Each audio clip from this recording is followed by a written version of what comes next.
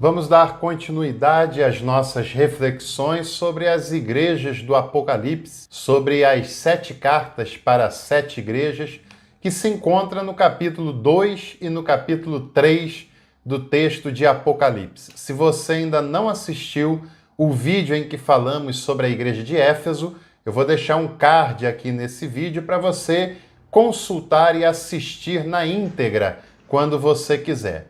E hoje nós vamos falar sobre a segunda das 7 cartas do Apocalipse, que é a carta para a igreja que estava na cidade de Esmirna. Mas antes de falar sobre essa igreja e sobre essa carta, eu quero lhe fazer o convite de me seguir lá no Instagram. Na descrição desse vídeo tem o link para o meu perfil no Instagram e você pode clicar e passar a me seguir também no Instagram. Lá eu posto conteúdos sobre teologia, sobre cursos, sobre eventos, e se você quiser me seguir por lá, também vai ter acesso a esse conteúdo. A igreja de Esmirna, ou seja, o nome é o local onde ela estava inserida, a cidade de Esmirna. Esse texto se encontra no Apocalipse capítulo 2, do versículo 8 ao versículo 11. E é muito importante que a gente conheça um pouco da cidade, um pouco do seu contexto, porque conhecer isso é determinante para que a gente possa compreender o conteúdo da carta em si. Até porque o autor sabiamente, inteligentemente, faz uso desses contextos da cidade para comunicar a sua mensagem de esperança, de resistência e também uma mensagem de repreensão pastoral. Lembremos que esse livro do qual nós estamos falando é um texto de literatura apocalíptica. A literatura apocalíptica, dentre outras características, ela surge em momentos de crise, em momentos de perseguição, e ela tem que usar uma linguagem simbólica para se comunicar apenas com o grupo que deve ler, para que nenhum opressor consiga identificar o seu código e assim aumentar ainda mais a perseguição. Então, a cidade de Esmirna, o seu nome vem de mirra, que era um dos elementos ofertados ao recém-nascido Jesus na noite do seu nascimento, né? A cidade de Esmirna era uma das mais bonitas da Ásia Menor, embora não fosse uma das mais importantes. Era basicamente uma cidade comercial que tinha a sua relevância, mas uma relevância que não se compara, por exemplo, à cidade de Éfeso, que a gente falou no outro vídeo, no primeiro vídeo dessa série. Além disso, a cidade de Esmirna era considerada uma das cidades mais fiéis a Roma, até porque nessa época toda a Ásia Menor e grande parte do mundo antigo era pertencente ao Império Romano. Era colonizada, dominada pelo Império Romano. E a cidade de Esmirna se orgulhava de ser uma das cidades mais fiéis ao imperador, uma das cidades mais fiéis ao César e uma das cidades mais fiéis ao Império Romano. Também nós poderíamos citar que na cidade de Esmirna havia um ginásio, um estádio, melhor dizendo, onde eram realizadas práticas esportivas. Naquela época, os esportes não eram como são hoje, né? Não tinham o desenvolvimento que alcançaram no nosso tempo. Praticamente não existiam esportes coletivos, os esportes eram individuais e os esportes eram basicamente práticas de atletismo, principalmente corrida, né? E várias modalidades de corrida. No estádio que ficava na cidade de Esmirna, havia a prática de jogos atléticos, de corridas, maratonas e etc. E o prêmio do ganhador dessas provas era uma coroa de louros, que era muito utilizada na antiguidade. Durante muitos e muitos anos, os ganhadores das práticas desportivas ganhavam como prêmio uma coroa de louros que era colocada sobre a sua cabeça. Aliás, quando nós assistimos ainda hoje Olimpíadas, não é raro que, além das medalhas, os atletas premiados também ganham uma simbólica coroa de louros como uma referência à antiguidade, ao início dessas práticas desportivas em geral. E por outro lado, também a cidade de Esmirna era uma cidade que gerava muitas perseguições aos cristãos. Nessa cidade, os cristãos não tinham vida fácil em nenhum momento. Estima-se que cerca de 2.000 pessoas que confessavam a fé cristã ali no final do primeiro século, início do segundo século, foram jogados do alto do Monte Pagos como fruto da execução e perseguição que sofriam por causa da sua fé. Que, aliás, essa perseguição ela não era apenas por causa da fé, mas ela envolvia elementos políticos, elementos sociais e elementos religiosos de modo em geral. E se você quiser saber mais sobre isso, por exemplo, você deve escrever aqui na descrição desse vídeo as palavras causas das perseguições. Escrevendo essas palavras, eu vou entender que esse é um tema que lhe interessa e eu faço um vídeo, dependendo da quantidade que nós tivermos, para falar sobre as várias causas que foram usadas para perseguir cristãos nos primeiros 2, 3 séculos do cristianismo. É muito interessante sabermos sobre essas causas.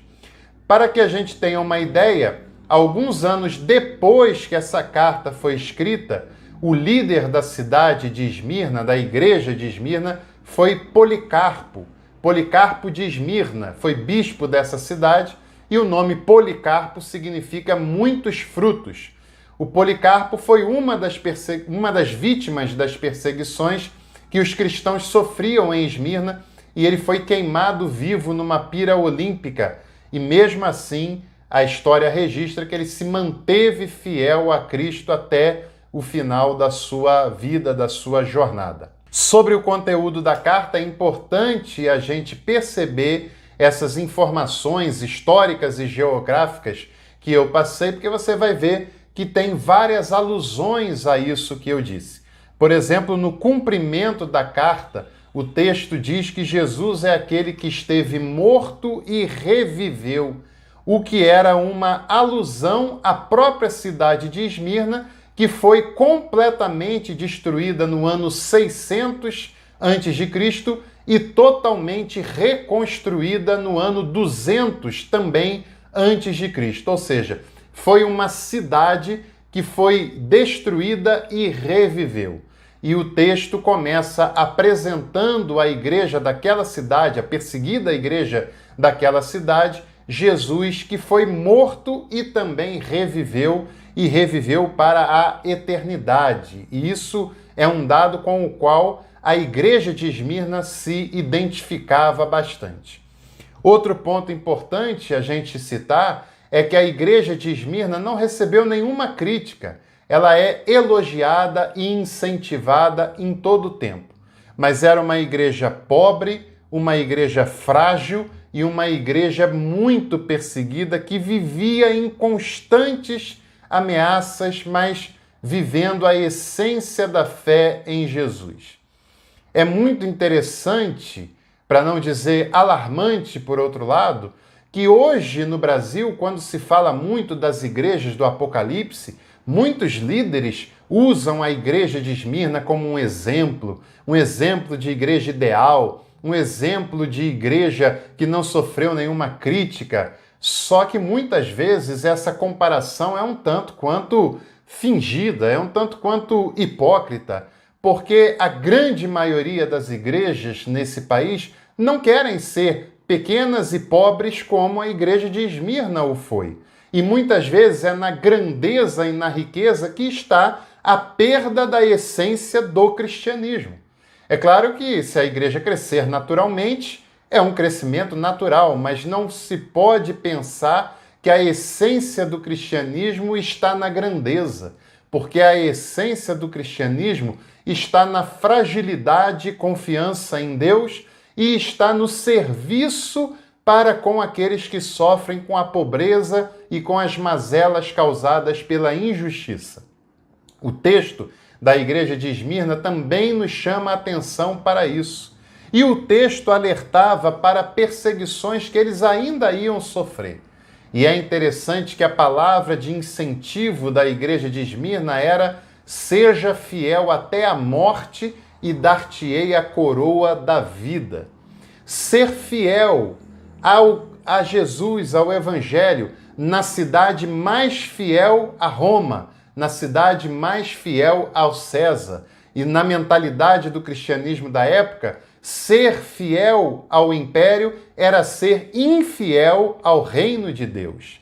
E essa não pode ser uma mentalidade apenas da época, porque ser fiéis ao império que oprime e que massacra as populações é ser infiel ao princípio do reino de Deus. E outra coisa, ser fiel nessa cidade ao reino de Deus ganharia a coroa da vida. Não a coroa de louros que os atletas ganhavam nas práticas desportivas, mas a coroa incorruptível, a coroa que não se desfaz, a coroa que não se destrói, a coroa que não envelhece, porque é a coroa da vida, é o prêmio que coroará a vida eterna diante da esperança, diante de Cristo e diante da eternidade. E é muito interessante, muito inspirador esse texto, porque sua conclusão, e as conclusões são muito específicas para cada igreja, o texto termina dizendo que o vencedor não morrerá novamente. E essa igreja localizada em Esmirna sabe bem identificar e entender bem o que significa uma cidade que vivia, morreu e voltou a viver, e a esperança de não morrer jamais, de não ter a sua história apagada jamais e de viver eternamente. E que a igreja de Esmirna possa nos inspirar nos valores do Evangelho e do reino de Deus e na identificação com aqueles que sofrem, porque essa foi uma igreja que sofreu, que foi perseguida, e muitos cristãos e cristãs daquele lugar que pagaram com a própria vida a fidelidade ao Evangelho e ao reino de Deus. Um grande abraço, se inscreva no canal, deixe o seu like, compartilhe esse conteúdo e nos encontramos em breve em mais um conteúdo do canal. Até lá!